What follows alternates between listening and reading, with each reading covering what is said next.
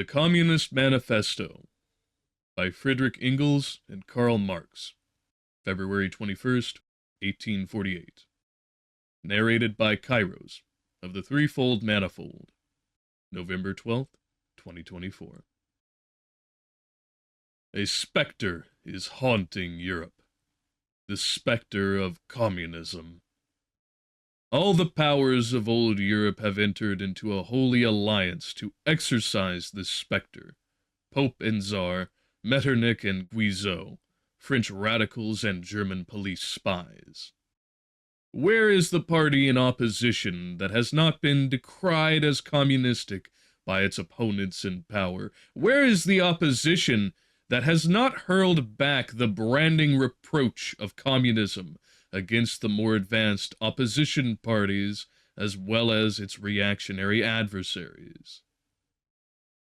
Two things result from this fact. 1. Communism is already acknowledged by all European powers to be itself a power. 2. It is high time that communists should openly, in the face of the whole world, publish their views, their aims, their tendencies, and meet this nursery tale of the specter of communism with a manifesto of the party itself. To this end, communists of various nationalities have assembled in London and sketched the following manifesto, to be published in the English, French, German, Italian, Flemish, and Danish languages. Part 1. Bourgeois and Proletarians. The history of all hitherto existing societies is the history of class struggles. Freeman and slave, patrician and plebeian, lord and serf, guildmaster and journeyman, in a word, oppressor and oppressed, stood in constant opposition to one another, carried on an uninterrupted, now hidden, now open fight, a fight that each time ended either in a revolutionary reconstitution of society at large, or in the common ruin of the contending classes. In the earlier epochs of history, we find almost everywhere a complicated arrangement of society into various orders, a manifold gradation of social rank. In ancient Rome, we have patricians, knights, plebeians, slaves. In the Middle Ages, feudal lords, vassals, guildmasters, journeymen, apprentices, serfs. In almost all of these classes, again, subordinate gradations. The modern bourgeois society that has sprouted from the ruins of feudal society has not done away with class antagonisms. It has established new classes, new conditions of oppression, new forms of struggle in place of the old ones. Our epoch, the epoch of the bourgeoisie, possesses, however, this distinctive feature. It has simplified the class antagonisms. Society as a whole is more and more splitting up into two great hostile camps, into two great classes, directly facing each other, bourgeoisie and proletariat. From the serfs of the Middle Ages spring the chartered burghers of the earliest towns. From these burgesses, the first elements of the bourgeoisie were developed. The discovery of America, the rounding of the Cape, opened up a fresh ground for the rising bourgeoisie. The East Indian and Chinese markets, the colonization of America, trade with the colonies, the increase in the means of exchange, and in commodities generally, gave to commerce, to navigation, to industry, an impulse never before known, and thereby, to the revolutionary element in the tottering feudal society, a rapid development. The feudal system of industry, under which industrial production was monopolized by closed guilds, now no longer sufficed for the growing wants of the new markets. The manufacturing system took its place.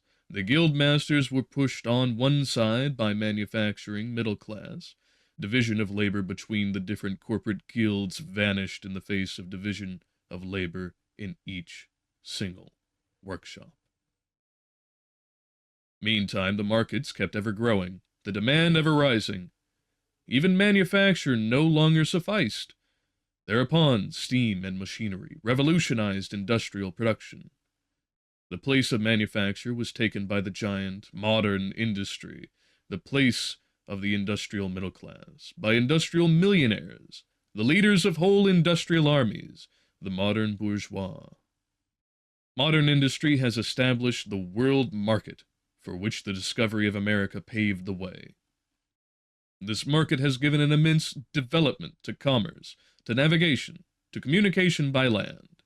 This development has in its time reacted on the extension of industry, and in proportion as industry, commerce, navigation, railways extended, in the same proportion the bourgeoisie developed, increased its capital, and pushed into the background every class handed down from the Middle Ages. We see, therefore, how the modern bourgeoisie itself is the product of a long course of development, of a series of revolutions in the modes of production and of exchange. Each step in the development of the bourgeoisie was accompanied by a corresponding political advance of that class. An oppressed class under the sway of the feudal nobility, an armed and self-governing association in the medieval commune, here independent, urban republic, as in Italy and Germany, there taxable third estate of the monarchy, as in France, afterwards in the period of manufacture proper, serving either the semi-feudal or the absolute monarchy as a counterpoise against the nobility, and in fact, cornerstone of the great monarchies in general. The bourgeoisie has at last, since the establishment of modern industry and of the world market, conquered for itself, in the modern representative state, exclusive political sway. The executive of the modern state is but a committee for managing the common affairs of the whole bourgeoisie. The bourgeoisie, historically, has played a most revolutionary part. The bourgeoisie, whenever it has got the upper hand, has put an end to all feudal, patriarchal, idyllic relations. It has pitilessly torn asunder the motley feudal ties that bound man to his natural superiors, and has left remaining no other nexus between man and man than naked self-interest, than callous cash payment. It has drowned the most heavenly ecstasies of religious fervor, of chivalrous enthusiasm, of Philistine sentimentalism in the icy water of egotistical calculation. It has resolved personal worth into exchange value, and in place of the numberless and indefeasible chartered freedoms, has set up that single unconscionable freedom, free trade. In one word, for exploitation, veiled by religious and political illusions, naked, shameless, direct, brutal exploitation. The bourgeoisie has stripped of its halo every occupation hitherto honored and looked up to with reverent awe. It has converted the physician, the lawyer, the priest, the poet, the man of science, into its paid wage laborers. The bourgeoisie has torn away from the family its sentimental veil, and has reduced the family relation to a mere money relation. The bourgeoisie has disclosed how it came to pass that the brutal display of vigor in the Middle Ages, which reactionists so much admire, found its fitting complement in the most slothful indolence. It has been the first to show what man's activity can bring about. It has accomplished wonders far surpassing Egyptian pyramids, Roman aqueducts, and Gothic cathedrals. It has conducted expeditions that put in the shade all former exoduses of nations and crusades. The bourgeoisie cannot exist without constantly revolutionizing the instruments of production, and thereby the relations of production, and with them the whole relations of society. Conservation of the old modes of production in unaltered form was, on the contrary, the first condition of existence for all earlier industrial classes. Constant revolutionizing of production, uninterrupted disturbance of all social conditions, everlasting uncertainty and agitation distinguish the bourgeois epoch from all earlier ones. All fixed, fast frozen relations, with their train of ancient and venerable prejudices and opinions, are swept away. All new-formed ones become antiquated before they can ossify. All that is solid melts into air, all that is holy is profaned, and man is at last compelled to face with sober senses his real conditions of life, and his relations with his kind. The need of a constantly expanding market for its products chases the bourgeoisie over the whole surface of the globe. It must nestle everywhere, settle everywhere, establish connections everywhere. The bourgeoisie has, through its exploitation of the world market, given a cosmopolitan character to production and consumption in every country. To the great chagrin of reactionists, it has drawn from under the feet of industry the national ground on which it stood. All old established national industries have been destroyed or are daily being destroyed. They have dislodged by new industries whose introduction becomes a life and death question for all civilized nations, by industries that no longer work up indigenous raw material, but raw material drawn from the remotest zones. Industries whose products are consumed not only at home, but in every quarter of the globe. In place of the old wants, satisfied by the production of the country, we find new wants requiring for their satisfaction the products of distant lands and climes. In place of the old local and national seclusion and self-sufficiency, we have intercourse in every direction, universal interdependence of nations. And as in material, so also in intellectual production, the intellectual creations of individual nations become common property. National one-sidedness and narrow-mindedness become more and more impossible, and from the numerous national and local literatures there arises a world literature. The bourgeoisie, by the rapid improvement of all instruments of production, by the immensely facilitated means of communication, draws all, even the most barbarian nations, into civilization. The cheap prices of its commodities are the heavy artillery with which it batters down all Chinese walls, with which it forces the barbarians' intensely obstinate hatred of foreigners to capitulate. It compels all nations, on pain of extinction, to adopt the bourgeois mode of production. It compels them to introduce what it calls civilization into their midst, i.e., to become bourgeois themselves. In one word, it creates a world after its own image. The bourgeoisie has subjected the country to the rule of the towns.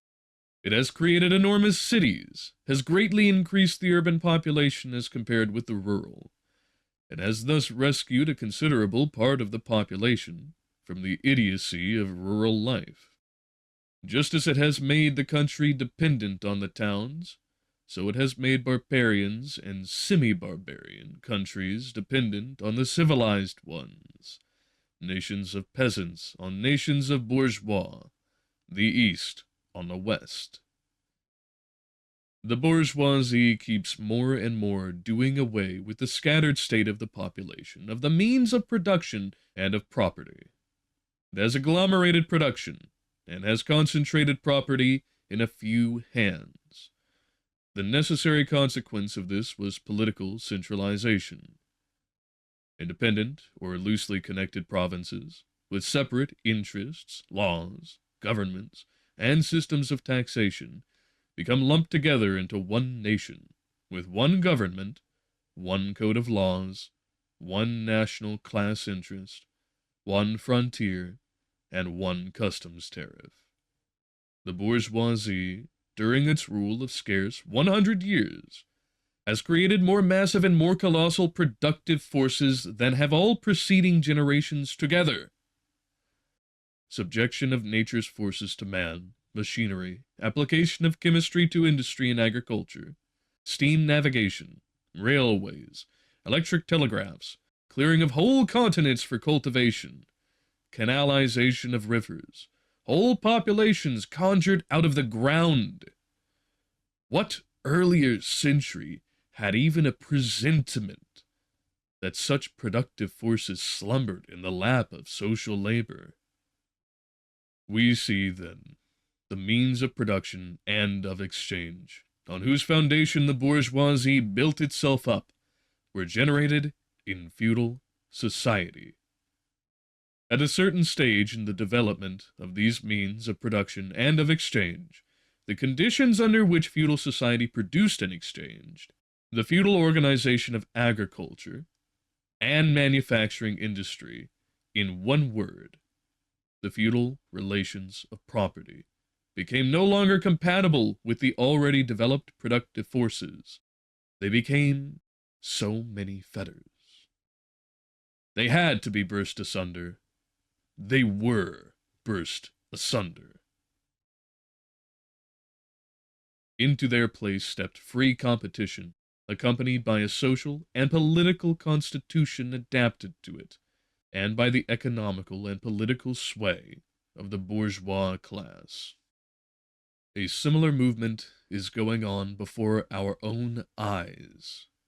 Modern bourgeois society, with its relations of production, of exchange, and of property, a society that has conjured up such gigantic means of production and of exchange, is like the sorcerer, who is no longer able to control the powers of the netherworld, whom he has called up by his spells. For many a decade past, the history of industry and commerce is but the history of the revolt of modern productive forces against modern conditions of production, against the property relations that are the conditions for the existence of the bourgeoisie and of its rule. It is enough to mention the commercial crisis that by their periodical return put on its trial, each time more threateningly, the existence of the entire bourgeois society. In these crises, a great part not only of the existing products, but also of the previously created productive forces, are periodically destroyed. In these crises, there breaks out an epidemic that, in all earlier epochs, would have seemed an absurdity, the epidemic of overproduction. Society suddenly finds itself put back into a state of momentary barbarism. It appears as if a famine, a universal war of devastation, had cut off the supply of every means of subsistence. Industry and commerce seemed to be destroyed. And why? Because there is too much civilization, too much means of subsistence, too much industry, too much commerce. The productive forces at the disposal of society no longer tend to further the development of the conditions of bourgeois property. On the contrary, they have become too powerful for these conditions, by which they are fettered, and so soon as they overcome these fetters, they bring disorder into the whole of bourgeois society, endanger the existence of bourgeois property. The conditions of bourgeois society are too narrow to comprise the wealth created by them. And how does the bourgeois get over these crises? On the one hand, enforced destruction of a mass of productive forces. On the other, by the conquest of new markets, and by the more thorough exploitation of the old ones. That is to say, by paving the way for more extensive and more destructive crises, and by diminishing the means whereby crises are prevented. The weapons with which the bourgeoisie felled feudalism to the ground are now turned against the bourgeoisie itself. But not only has the bourgeoisie forged the weapons that bring death to itself, it has also called into existence the men who are to wield those weapons, the modern working class, the proletarians. In proportion as the bourgeoisie, i.e., capital, is developed, in the same proportion is the proletariat, the modern working class, developed. A class of laborers who live only so long as they find work, and who find work only so long as their labor increases capital. These laborers, who must sell themselves piecemeal, are a commodity like every other article of commerce, and are consequently exposed to all the vicissitudes of competition, to all the fluctuations of the market. Owing to the extensive use of machinery and to division of labor, the work of the proletarians has lost all individual character, and consequently all charm for the workman. He becomes an appendage of the machine, and it is only the most simple, most monotonous, and most easily acquired knack that is required of him. Hence, the cost of production of a workman is restricted, almost entirely, to the means of subsistence that he requires for his maintenance, and for the propagation of his race. But the price of a commodity, and therefore also of labor, is equal to the cost of its production. In proportion, therefore, as the repulsiveness of the work increases, the wage decreases.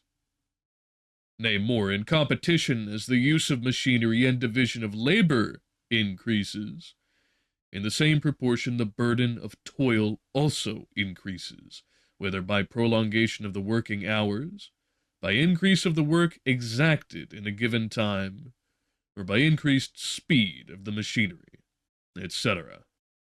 Modern industry has converted the little workshop of the patriarchal master into the great factory of the industrial capitalist. Masses of laborers crowded into the factory are organized like soldiers. As privates of the industrial army, they are placed under the command of a perfect hierarchy of officers and sergeants. Not only are they slaves of the bourgeois class and of the bourgeois state, they are daily and hourly enslaved by the machine, by the overlooker, and above all, by the individual bourgeois manufacturer himself. The more openly this despotism proclaims gain to be the end and aim, the more petty, the more hateful, and the more embittering it is. The less the skill and exertion of strength implied in manual labor, in other words, the more modern industry becomes developed, the more is the labor of men superseded by that of women. Differences of age and sex have no longer any distinctive social validity for the working class. All are instruments of labor, more or less expensive to use, according to their age and sex. No sooner is the exploitation of the laborer by the manufacturer so far at an end that he receives his wages in cash than he is set upon by the other portions of the bourgeoisie, the landlord, the shopkeeper, the pawnbroker, etc. The lower strata of the middle class, the small tradespeople, shopkeepers, retired tradesmen generally, the handicraftsmen and peasants, all these sink gradually into the proletariat, partly because their diminutive capital does not suffice for the scale on which modern industry is carried on, and is swamped in the competition with the large capitalists, partly because their specialized skill is rendered worthless by the new methods of production. Thus, the proletariat is recruited from all classes of the population. The proletariat goes through various stages of development. With its birth begins its struggle with the bourgeoisie.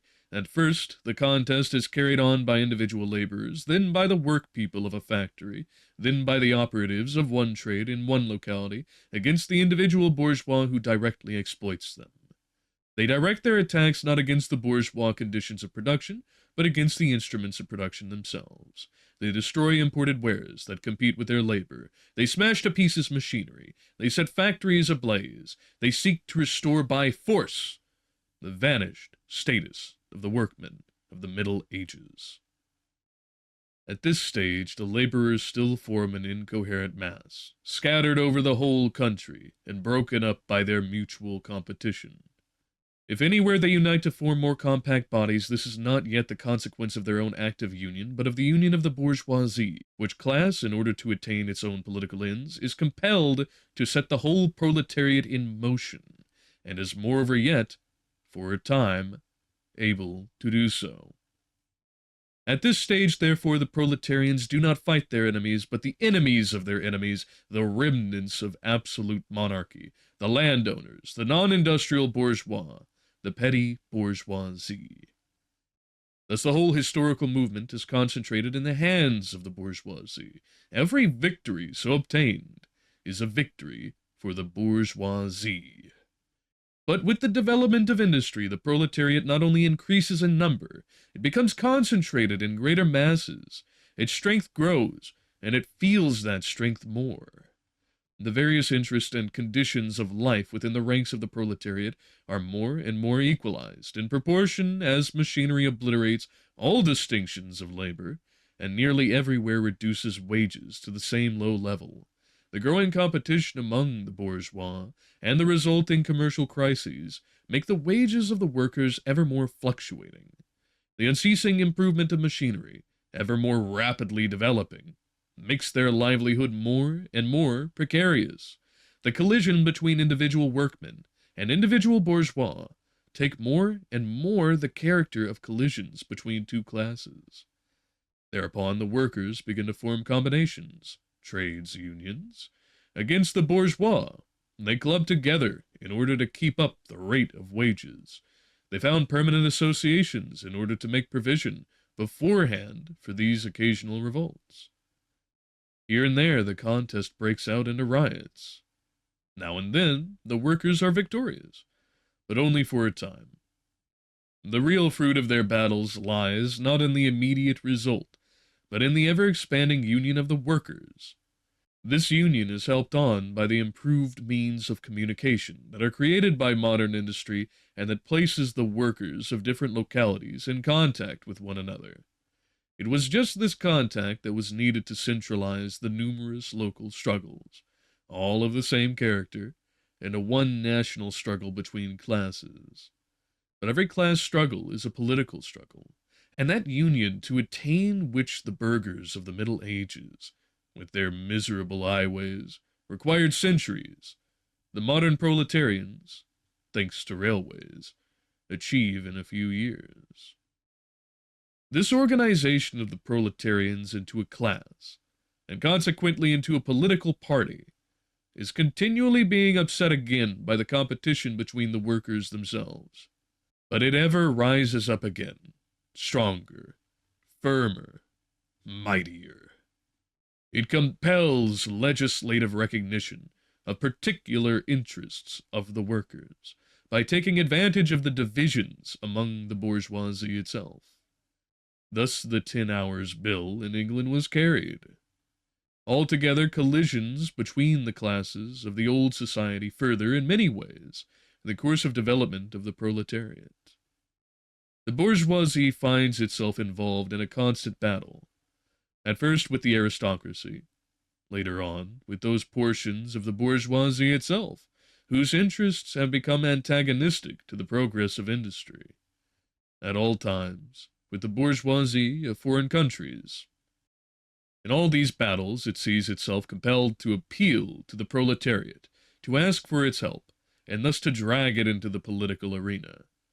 The bourgeoisie itself, therefore, supplies the proletariat with its own instruments of political and general education. In other words, it furnishes the proletariat with a weapon for fighting the bourgeoisie. Further, as we have already seen, entire sections of the ruling classes are, by the advance of industry, precipitated into the proletariat, or are at least threatened in the conditions of existence. These also supply the proletariat with the fresh elements of enlightenment and progress. Finally, in times when the class struggle nears the decisive hour, the process of dissolution going on within the ruling class, in fact, within the whole range of society, assumes such a violent, glaring character that a small section of the ruling class cuts itself adrift and joins the revolutionary class, the class that holds the future in its hands.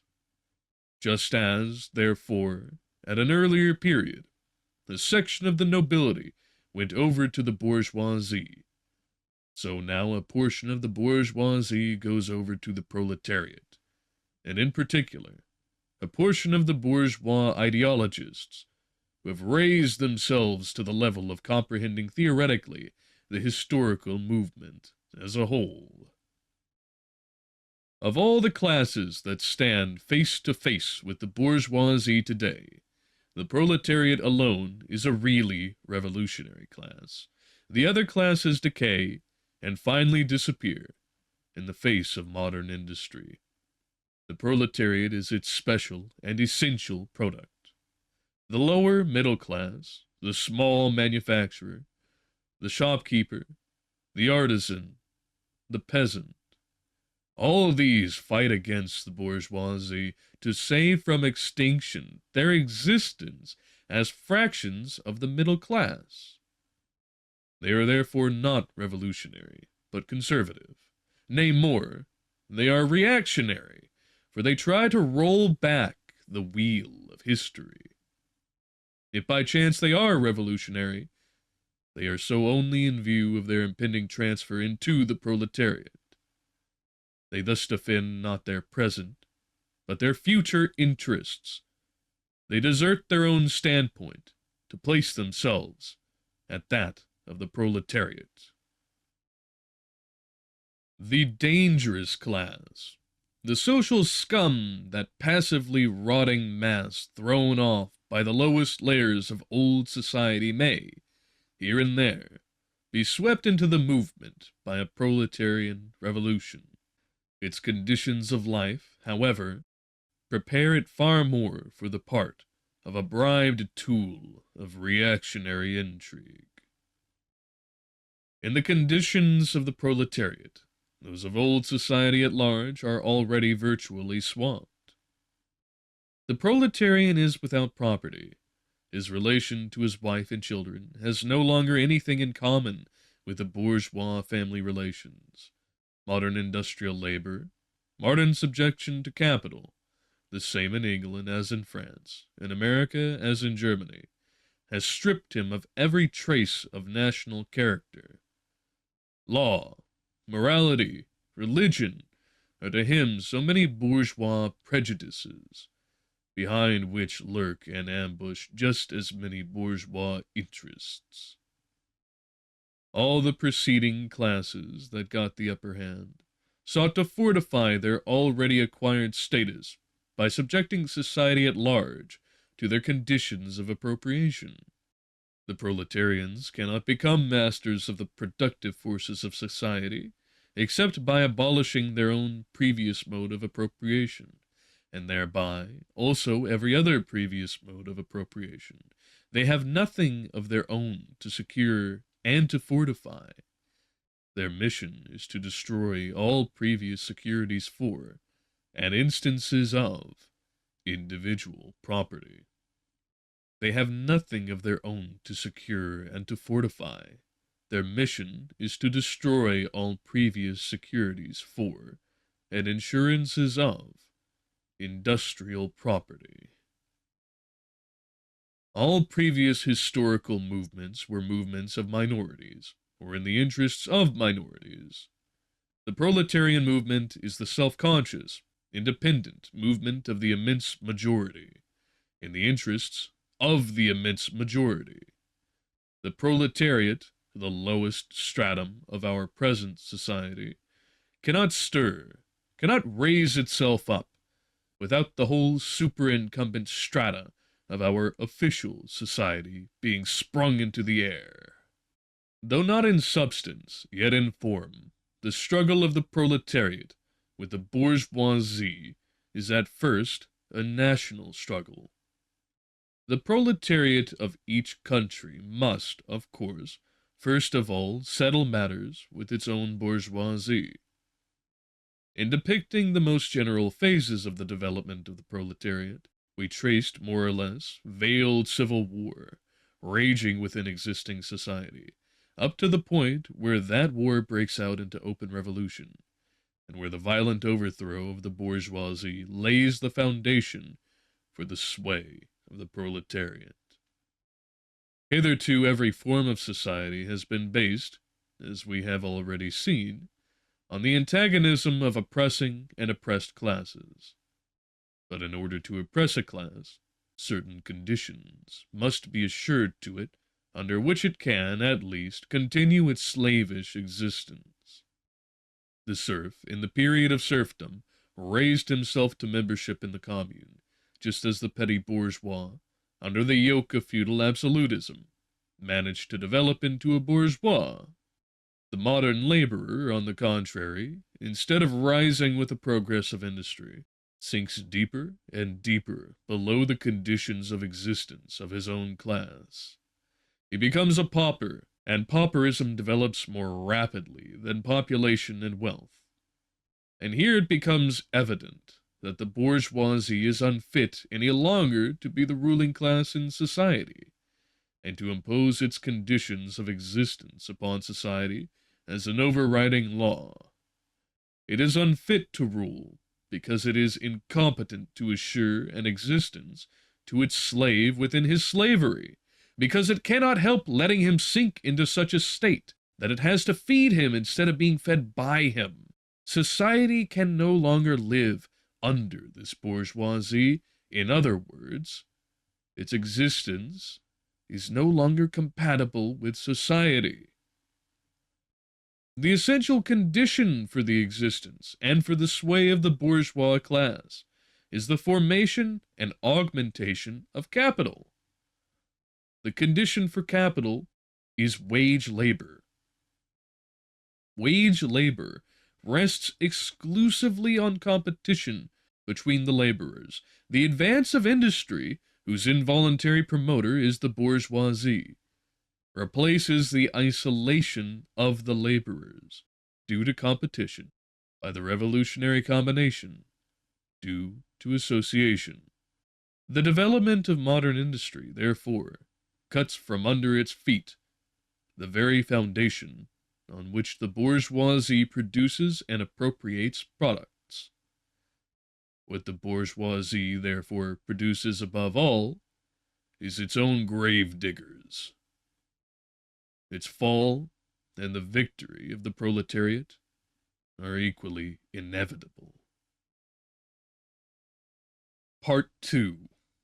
Proletarians and Communists. In what relation do the Communists stand to the proletarians as a whole? The Communists do not form a separate party, opposed to the other working-class parties. They have no interests separate and apart from those of the proletariat as a whole. They do not set up any sectarian principles of their own, by which to shape and mold the proletarian movement.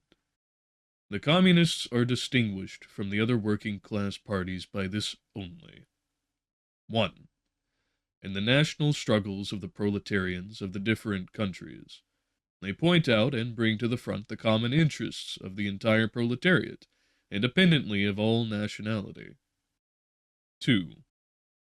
In the various stages of development which the struggle of the working class against the bourgeoisie has to pass through, they always and everywhere represent the interests of the movement as a whole. The Communists, therefore, are on the one hand practically the most advanced and resolute section of the working-class parties of every country, that section which pushes forward all others. On the other hand, theoretically, they have over the great mass of the proletariat the advantage of clearly understanding the line of march, the conditions, the ultimate general results of the proletarian movement. The immediate aim of the Communist is the same as that of all the other proletarian parties: formation of the proletariat into a class, overthrow of the bourgeois supremacy, conquest of political power by the proletariat. The theoretical conclusions of the Communists are in no way based on ideas or principles that have been invented or discovered by this or that would-be universal reformer. They merely express, in general terms, actual relations springing from an existing class struggle, from a historical movement going on under our very eyes. The abolition of existing property relations is not at all a distinctive feature of communism. All property relations in the past have continually been subject to historical change, consequent upon the change in historical conditions. The French Revolution, for example, abolished feudal property in favor of bourgeois property. The distinguishing feature of communism is not the abolition of property generally, but the abolition of bourgeois property. But modern bourgeois private property is the final and most complete expression of the system of producing and appropriating products that is based on class antagonisms, on the exploitation of the many by the few. In this sense, the theory of communists may be summed up in the single sentence: abolition of private property. We communists have been reproached with the desire of abolishing the rights of personally acquiring property as the fruit of a man's own labor, which property is alleged to be the groundwork of all personal freedom, activity, and independence. Hard-won, self-acquired, self-earned property. Do you mean the property of the petty artisan and of the small peasant, a form of property that preceded the bourgeois form? There is no need to abolish that. The development of industry has to a great extent already destroyed it, and is still destroying it daily. Or do you mean modern bourgeois private property? But does wage labor not create any property for the laborer? Not a bit. It creates capital, i.e., that kind of property which exploits wage labor, and cannot increase except on condition of begetting a new supply of wage labor for fresh exploitation. Property, in its present form, is based on the antagonism of capital and wage labor. Let us examine both sides of this antagonism. To be a capitalist is to have not only a purely personal, but a social status in production. Capital is a collective product, and only by the united action of many members, nay, in the last resort, only by the united action of all members of society, can it be set in motion. Capital is, therefore, not a personal, it is a social power. When, therefore, capital is converted into common property, into the property of all members of society, personal property is not thereby transformed into social property. It is only the social character of the property that is changed. It loses its class character. Let us now take wage labor. The average price of wage labor is the minimum wage, i.e., the quantum of the means of subsistence which is absolutely requisite in bare existence as a laborer. What, therefore, the wage laborer appropriates by means of his labor merely suffices to prolong and reproduce a bare existence. We by no means intend to abolish this personal appropriation of the products of labor, an appropriation that is made for the maintenance and reproduction of human life, and that leaves no surplus wherewith to command the labor of others. All that we want to do away with is the miserable character of this appropriation, under which the laborer lives merely to increase capital, and is allowed to live only insofar as the interest of the ruling class requires it. In bourgeois society, living labor is but a means to increase accumulated labor. In communist society, accumulated labor is but a means to widen, to enrich, to promote the existence of the laborer. In bourgeois society, therefore, the past dominates the present. In communist society, the present dominates the past. In bourgeois society, capital is independent and has individuality, while the living person is dependent and has no individuality. And the abolition of this state of things is called by the bourgeois abolition of individuality and freedom, and rightly so. The abolition of bourgeois individuality, bourgeois independence, and bourgeois freedom is undoubtedly aimed at. By freedom is meant, under the present bourgeois conditions of production, free trade, free selling, and buying. But if selling and buying disappears, free selling and buying disappears also. This talk about free selling and buying, and all the other brave words of our bourgeoisie about freedom in general, have a meaning, if any, only in contrast with restricted selling and buying, with the fettered traders of the Middle Ages, but have no meaning when opposed to the communistic abolition of buying and selling, of the bourgeois conditions of production, and of the bourgeoisie itself.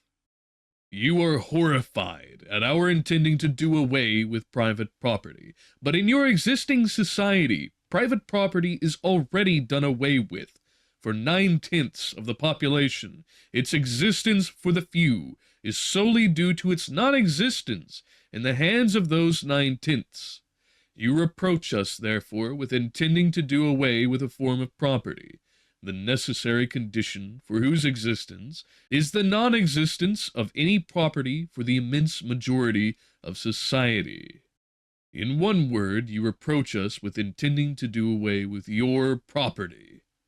Precisely so. That is just what we intend. From the moment when labor can no longer be converted into capital, money, or rent, into a social power capable of being monopolized, i.e., from the moment when individual property can no longer be transformed into bourgeois property, into capital, from that moment, you say, individuality vanishes. You must therefore confess that by individual you mean no other person than the bourgeois, than the middle-class owner of property. This person must, indeed, be swept out of the way, and made impossible. Communism deprives no man of the power to appropriate the products of society. All that it does is to deprive him of the power to subjugate the labor of others by means of such appropriation. It has been objected that upon the abolition of private property, all work will cease, and universal laziness will overtake us.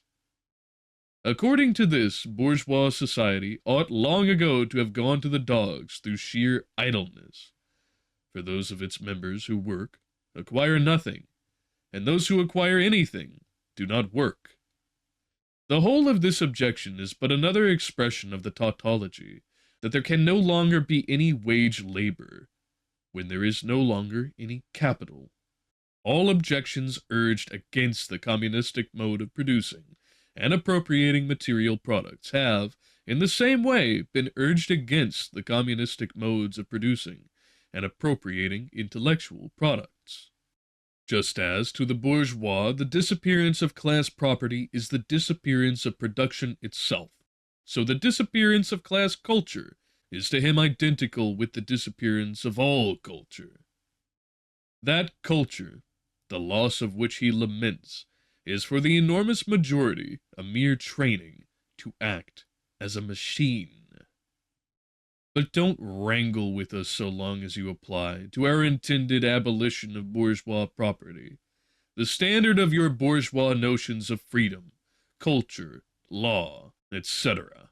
Your very ideas are but the outgrowth of the conditions of your bourgeois production and bourgeois property, just as your jurisprudence is but the will of your class made into a law for all, a will whose essential character and direction are determined by the economical conditions of existence of your class. The selfish misconception that induces you to transform into eternal laws of nature and of reason the social forms springing from your present mode of production and form of property, historical relations that rise and disappear in the progress of production, this misconception you share with every ruling class that preceded you. What you see clearly in the case of ancient property, what you admit in the case of feudal property, you are of course forbidden to admit in the case of your own bourgeois form of property. Abolition of the family, even the most radical flare-up at this infamous proposal of the communists. On what foundation is the present family, the bourgeois family, based? On capital, on private gain. In its completely developed form, this family exists only among the bourgeoisie, but this state of things finds its complement in the practical absence of the family among the proletarians, and in public prostitution. The bourgeois family will vanish as a matter of course, when its complement vanishes, and both will vanish with the vanishing of capital. Do you charge us with wanting to stop the exploitation of children by their parents? To this crime, we plead guilty. But, you will say, we destroy the most hallowed of relations when we replace home education by social. And your education, is not that also social and determined by the social conditions under which you educate, by the intervention, direct or indirect, of society, by means of schools, etc.? The communists have not invented the intervention of society in education.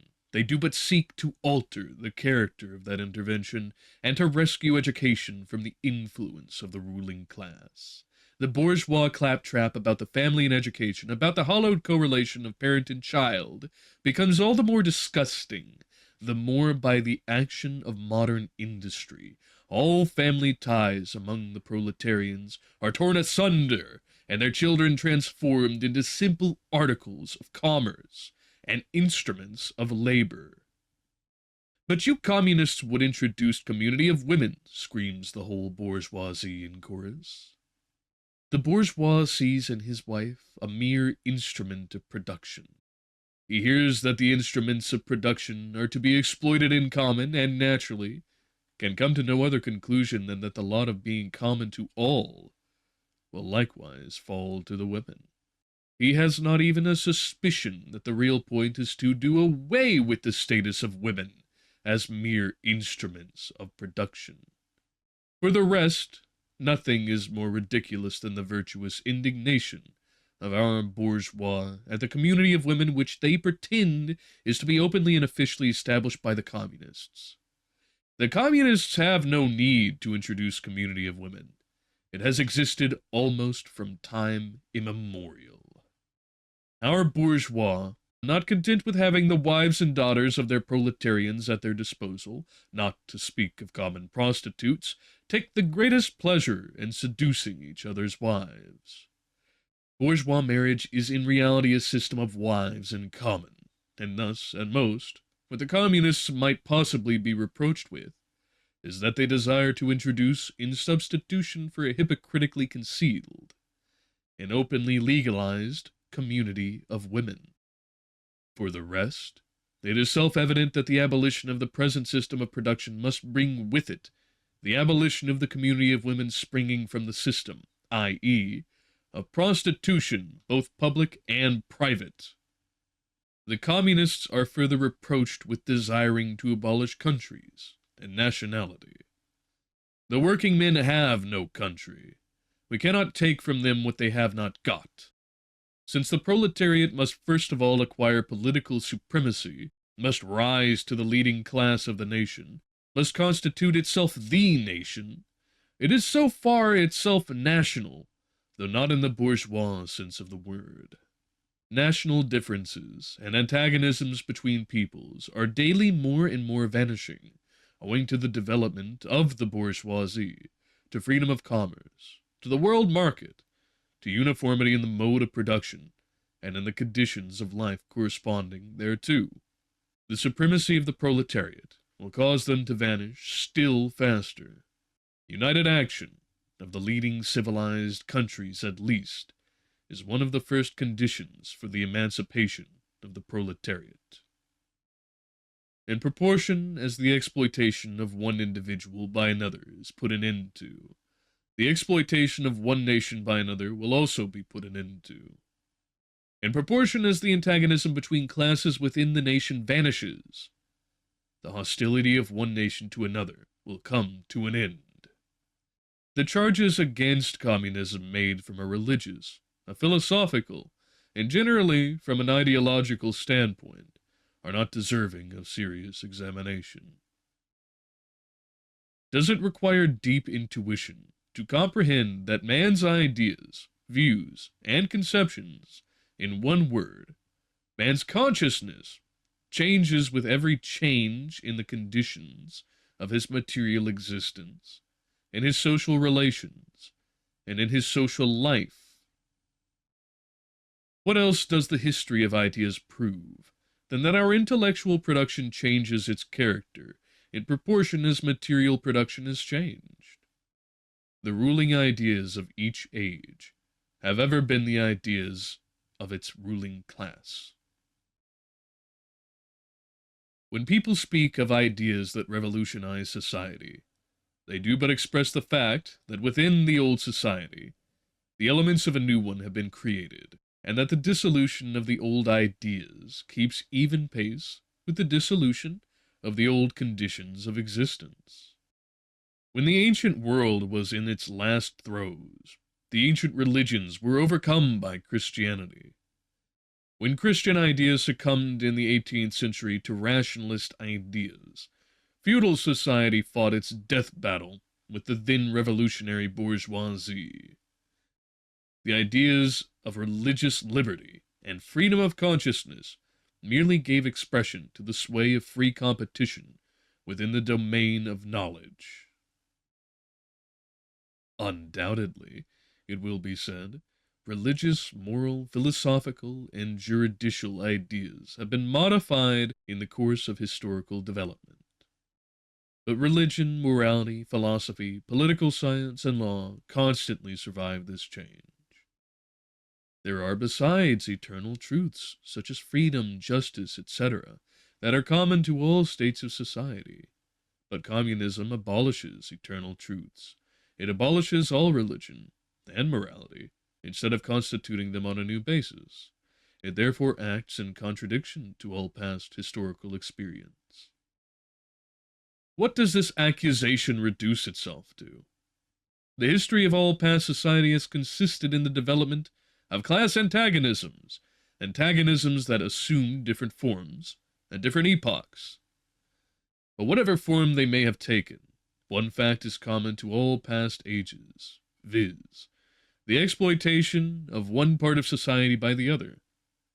No wonder, then, that the social consciousness of past ages, despite all the multiplicity and variety it displays, moves within certain common forms, or general ideas, which cannot completely vanish except with the total disappearance of class antagonisms. The communist revolution is the most radical rupture with traditional property relations. No wonder that its development involves the most radical rupture with traditional ideas. But let us be done with the bourgeois objections to communism. We have seen above that the first step in the revolution by the working class is to raise the proletariat to the position of ruling, as to win the battle of democracy. The proletariat will use its political supremacy to wrest by degrees all capital from the bourgeoisie, to centralize all instruments of production in the hands of the state, i.e., of the proletariat organized as the ruling class, and to increase the total of productive forces as rapidly as possible.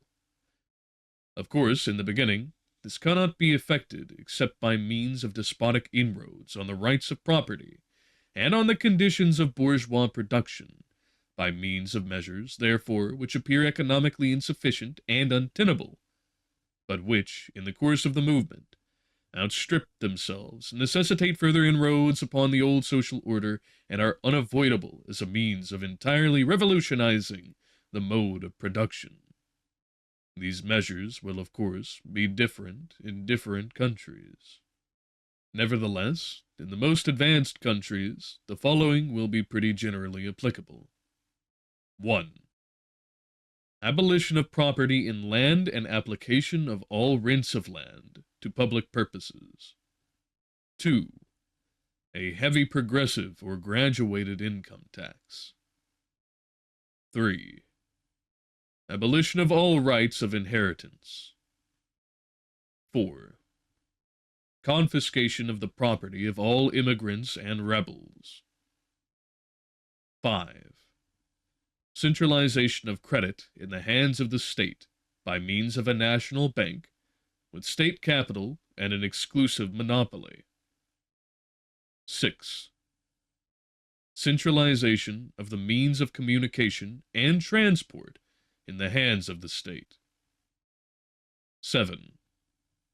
Extension of factories and instruments of production owned by the state, the bringing into cultivation of wastelands, and the improvement of the soil generally in accordance with a common plan. 8. Equal liability of all to labor, establishment of industrial armies, especially for agriculture. 9. Combination of agriculture with manufacturing industries, gradual abolition of the distinction between town and country, by more equable distribution of the population over the country. 10.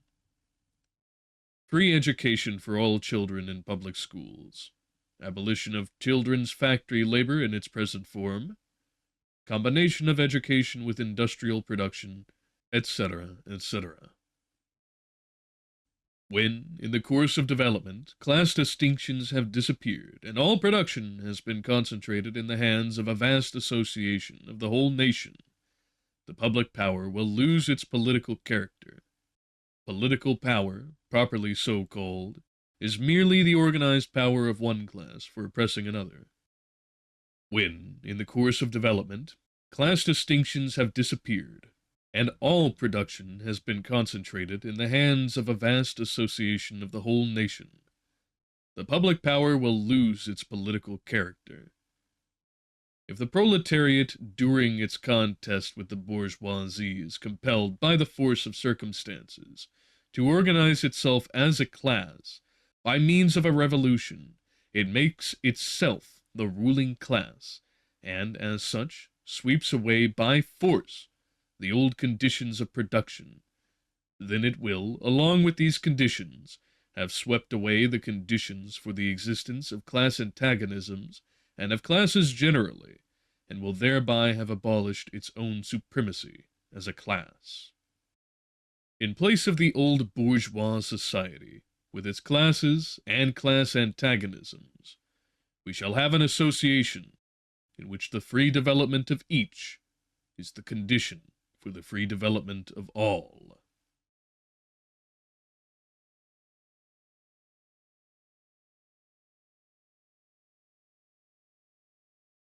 I thank you all for attending today. If you enjoyed this content, I hope that you do all of the liking, sharing, and subscribing that is so requisite for today's world.